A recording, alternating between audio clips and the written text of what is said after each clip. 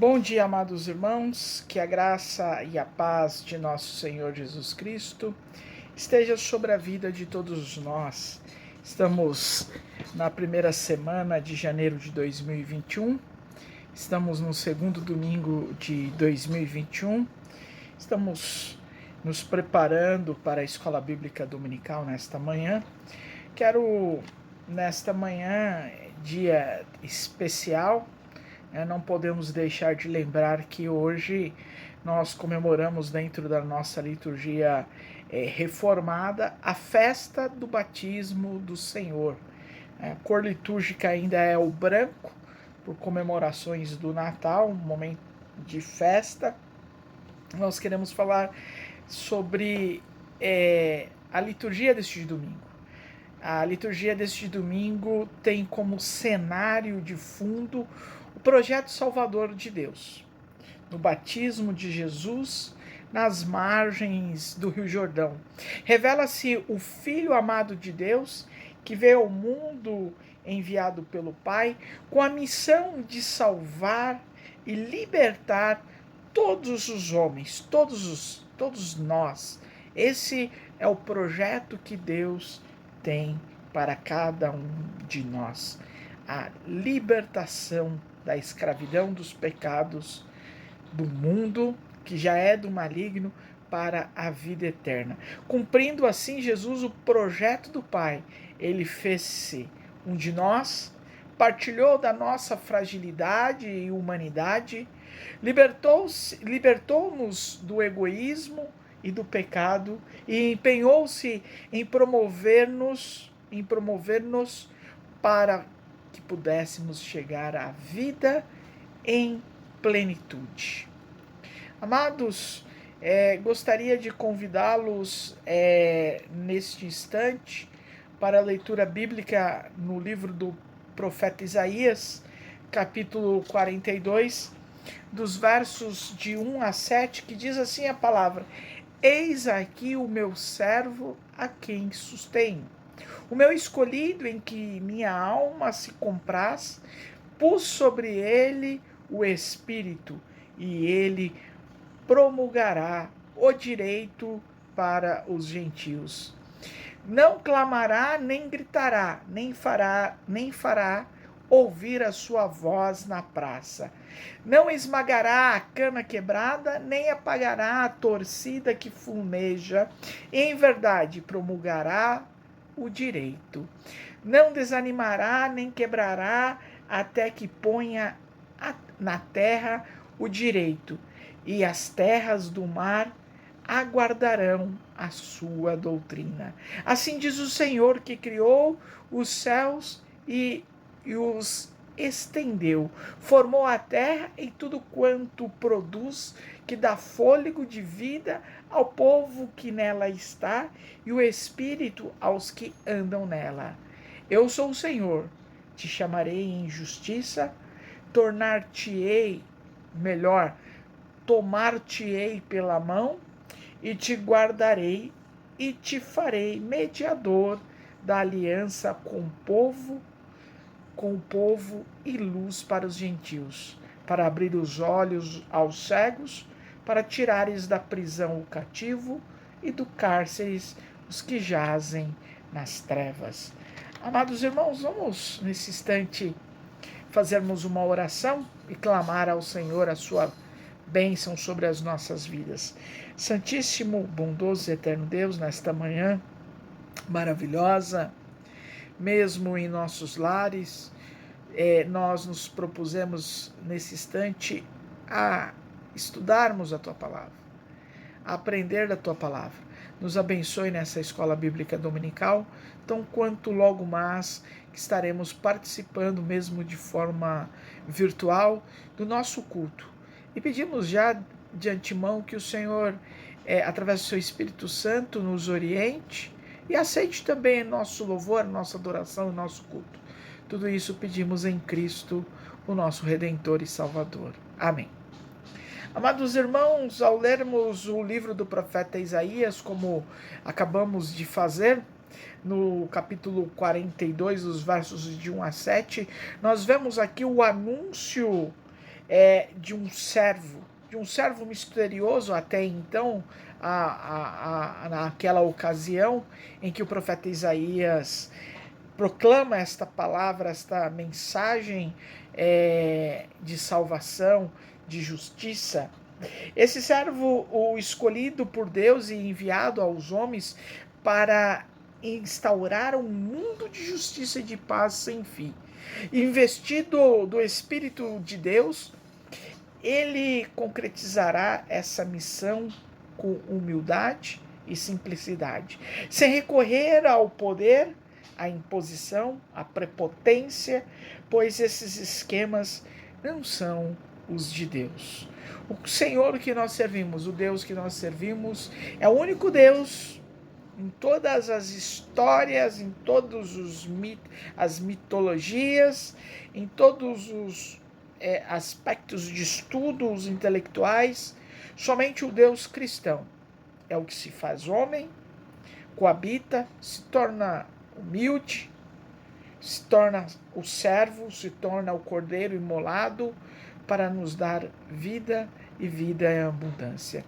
No Evangelho segundo São Marcos, capítulo 1, dos versos de 7 a 11, aparece-nos a concretização desta promessa profética que nós vimos no livro do profeta Isaías. Jesus é o Filho, o servo, enviado pelo Pai, sobre quem repousa o Espírito, cuja missão é realizar a libertação dos homens.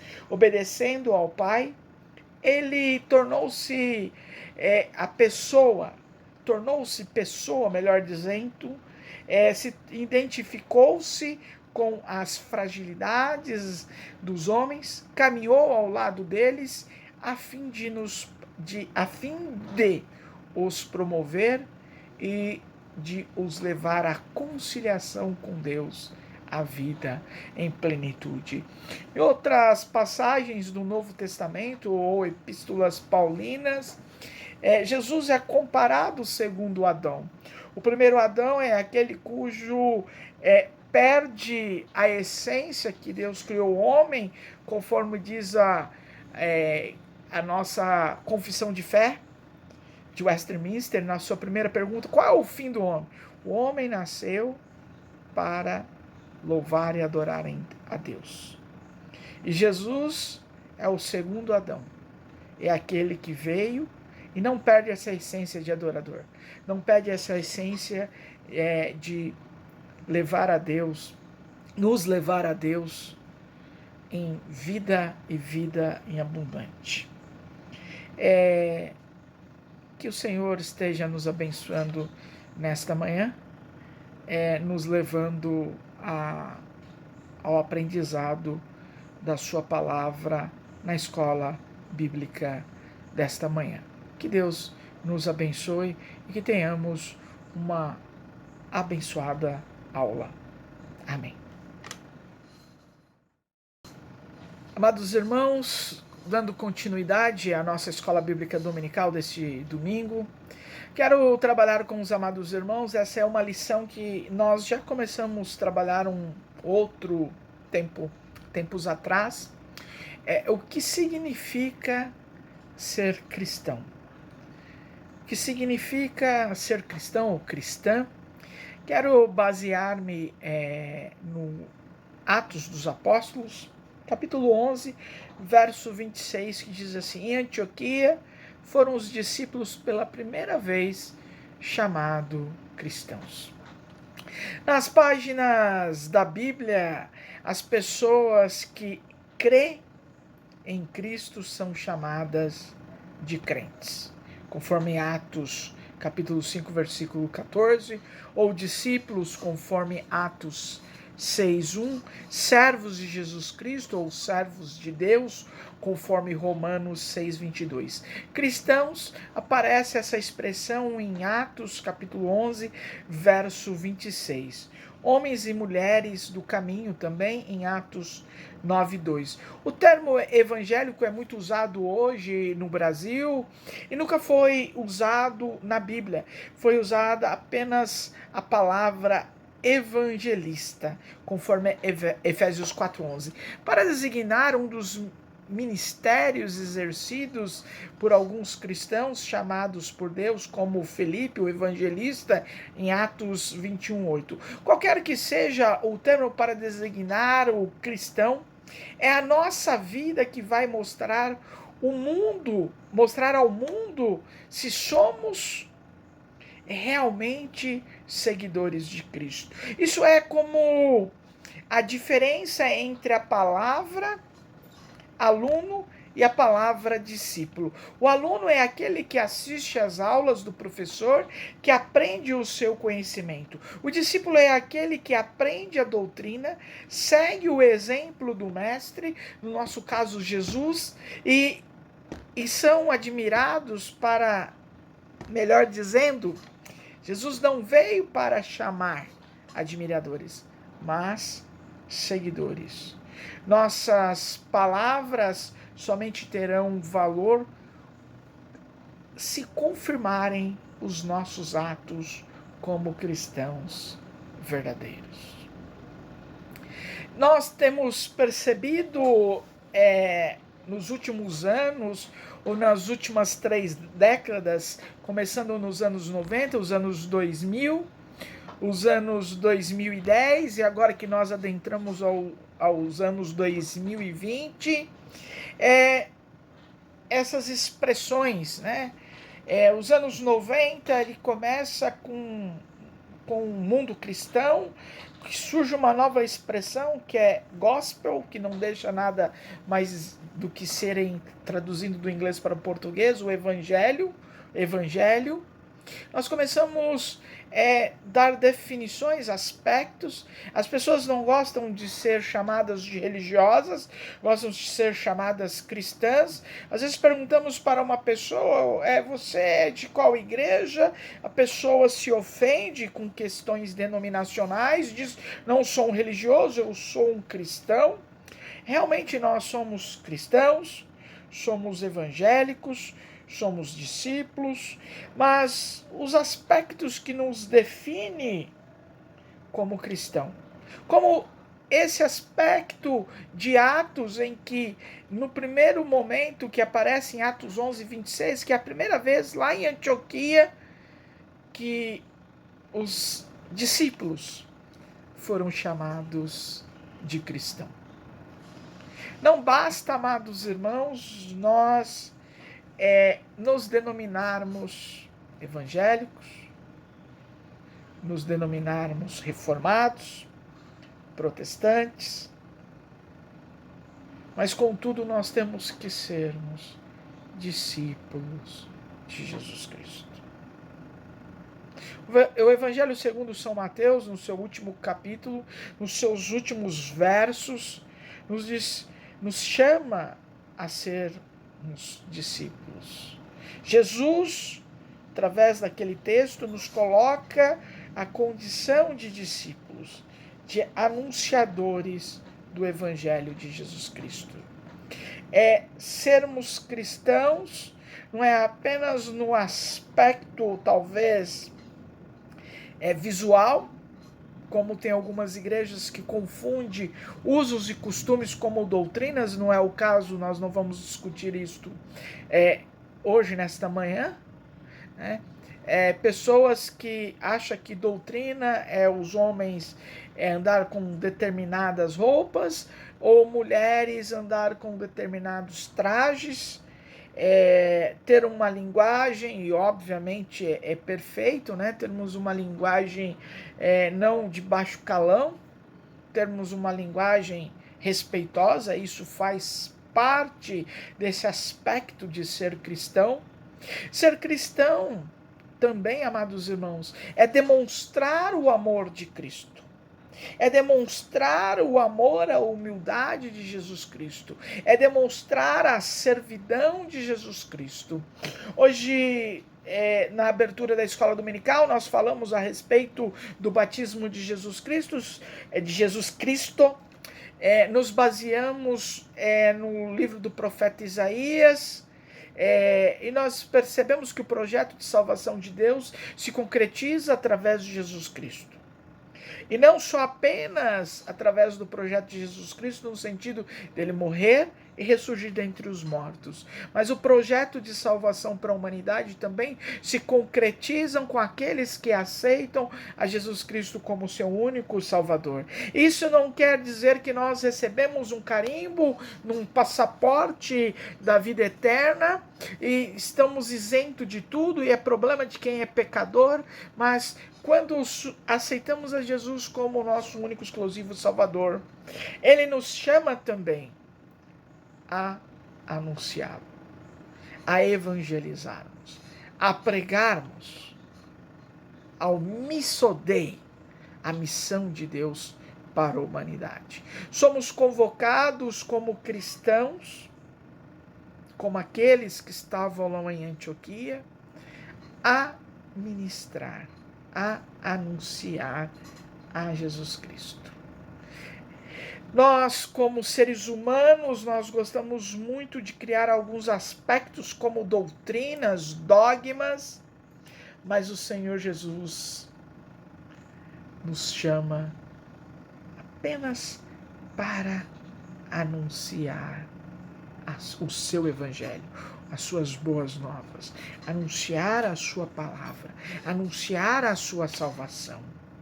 E nesse ano de 2021 que iniciou-se, já no dia 1º, nós precisamos ser cristão e ser testemunha de Cristo. Antes de subir aos céus na ascensão, Jesus disse aos seus discípulos: recebereis poder ao descer sobre vós o Espírito Santo, e sereis minhas testemunhas, tanto em Jerusalém, como toda a Judéia e Samaria, até os confins da terra, conforme Atos capítulo 1, verso 8. Testemunhar é manifestar, expressar e revelar o que Cristo fez, quem Ele é para todo mundo. A começar no lugar onde vivemos, convivemos. Testemunhar é comunicar ao mundo o amor de Deus revelado em Cristo e do qual temos experiências em nossas vidas. O cristão somente pode ser testemunha se receber essa força ou esse poder provenientes do Espírito Santo. É significativo lembrar que a palavra testemunha na língua original do Novo Testamento, o grego, é a palavra mártire, que dá a ideia de sofrimento, coragem e morte. No latim, a palavra é testes, que dá a ideia de prova, de depoimento. Podemos lembrar que muitas testemunhas de Cristo morreram como mártires por causa dos depoimentos que deram por suas palavras e suas vidas. Ser cristão vai na contramão desta moda da teologia da prosperidade, que hoje se prega um Cristo que é servo nosso. Um Cristo como se fosse uma lâmpada, como aquela lenda árabe, né? O gênio da lâmpada, né? O Aladim, o gênio da lâmpada, que ele encontra aquela lâmpada, esfrega e o gênio dá alguns desejos mágicos para ele.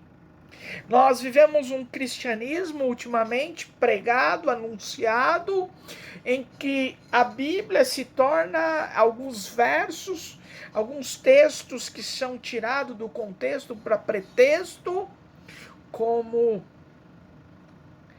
o Cristo sendo nosso servo, não nós servindo a Cristo, testemunhando, sendo mártires, testados e aprovados por Deus. Como deve ser o testemunho do cristão? Deve ser positivo. O cristão deve ser conhecido mais pelo que ele faz, pelo que ele não faz. Às vezes ouvimos pessoas dizendo: fulano não bebe, não fuma, não joga jogo de azar, não faz mal a ninguém, porque ele ainda não é crente professo. Acontece que Adolf Hitler também não fumava, não bebia, não jogava e também nem comia carne vermelha ou comia nenhum tipo de carne, e foi um dos mais monstruosos assassinos do século XX, responsável pelo extermínio de 6 milhões de judeus na Segunda Guerra Mundial. Não devemos avaliar a vida de um cristão fazendo soma de coisas que ele não faz. O cristão, ele deve estar sempre orientado pelo Espírito Santo e deixa de fazer muitas coisas erradas, como abandonar os vícios, mas esses aspectos do seu testemunho, embora certo, não é o mais importante. O seu testemunho vai mais além. O testemunho do crente é positivo, isto é, manifesta-se em ações, palavras, gestos. A vida de Jesus Cristo foi positiva porque ele andou por toda parte fazendo bem, conforme Atos 10:38. O que significa fazer o bem? Significa fazer a vontade de Deus. Essa era a preocupação primeira de Jesus, conforme o Evangelho de João, capítulo 4:34. Jesus foi conhecido pela sua vida positiva de amor, melhor dizendo, uma vida positiva de amor, socorria os necessitados, curava os enfermos, ressuscitava os mortos, ensinava, pregava e, finalmente, deu a sua vida como resgate em favor de muitos, como o Evangelho de Marcos, capítulo 10, verso 45. É nesse sentido que o cristão deve dar o seu testemunho positivo, pois ele é o servo de um Senhor que viveu positivamente. Nós devemos, como cristãos, sermos cristocêntricos, isto é, não deve ter como centro a nossa cultura, a nossa igreja, o nosso eu. Cristo pediu: sereis minhas testemunhas, conforme Atos 1:8. O nosso testemunho deve apontar a pessoa de Cristo. Na história do trabalho missionário na África, há um relato impressionante dessa verdade, quando alguns missionários falavam sobre Jesus para algumas tribos africanas alguns deles diziam: este homem já esteve aqui em nossa aldeia, nós conhecemos. E referiam-se ao antigo missionário David Livingstone, que algum tempo atrás conviveu com eles, anunciando e vivendo o Evangelho. Seu testemunho foi cristocêntrico. Amados, nós devemos amar o próximo. Nós devemos, como cristãos, fazer a vontade de Cristo. É promulgar o amor de Jesus Cristo. É sermos inclusivos. É aceitarmos as pessoas. É colocá-las para conhecer o Evangelho de Jesus Cristo. E o Espírito Santo de Deus vai trabalhar na vida desta pessoa. Se nós olharmos o passado de cada um de nós, nós vamos ver como éramos tão pecadores. E quando fomos alcançados por este Evangelho de Jesus Cristo, pelo testemunho de outras pessoas que nós visualizávamos que esses eram cristãos autênticos, não por maneiras de comportamentos em sentido exterior, mas sim interior, que vinha para o exterior da pessoa, o reflexo de Cristo nesta pessoa. Nós reconhecemos e quisemos e tomamos essa decisão por Cristo. O Evangelho cabe a nós anunciarmos. O Espírito Santo de Deus vai fazer a sua parte de convencer esta pessoa. E cabe a nós, cada um de nós, sermos cristãos, amando o próximo como nós mesmos. e Deus acima de todas as coisas. O ser cristão, amados irmãos, concluindo a nossa aula desta manhã, não é o eu, porque eu fiz, porque eu sou, porque eu faço, mas é colocando o Senhor Jesus em primeiro lugar. É o Senhor Jesus, é o Cristo que me deu condições, é o Cristo que me dá sabedoria através do Espírito Santo. Nós temos que colocar na nossa vida comunitária de igreja. É Cristo que está olhando e vendo as nossas vidas.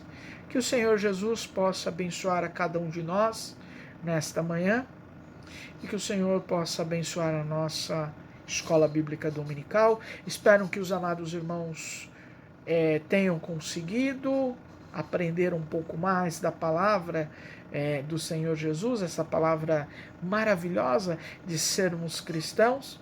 Qualquer dúvidas, qualquer esclarecimento, estou à disposição dos amados irmãos.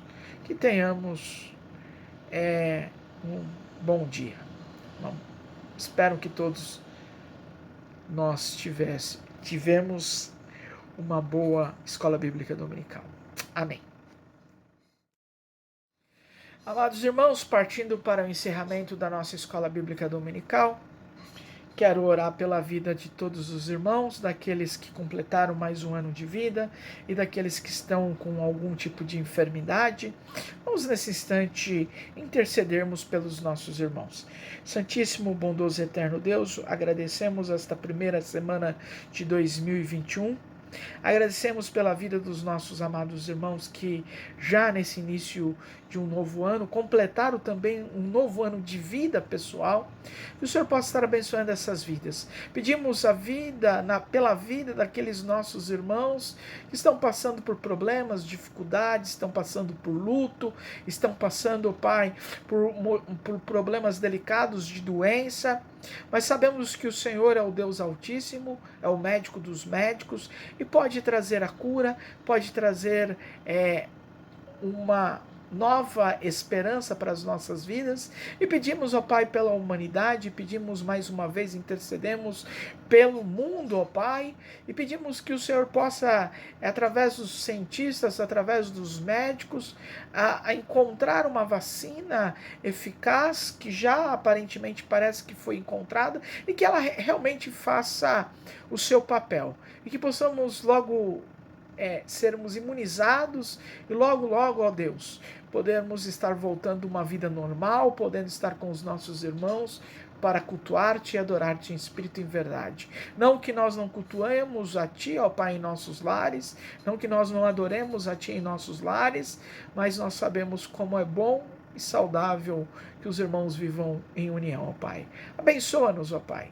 Mais uma vez eu peço que o Senhor abençoe esse início de semana, que todos nós tenhamos uma excelente e abençoada semana em nome do Seu Filho amado Jesus. Amém. Que os amados irmãos estejam agora se preparando para o culto que nós vamos ter logo mais, e que o Senhor possa estar abençoando todos nós, as nossas vidas, neste novo ano, neste novo alvorecer de 2021, nesta semana, neste mês, nesses 12 meses que nós temos para seguir. Que o Senhor abençoe todos nós. Para todos os amados irmãos, um excelente e abençoado domingo, em nome do Senhor Jesus. Amém.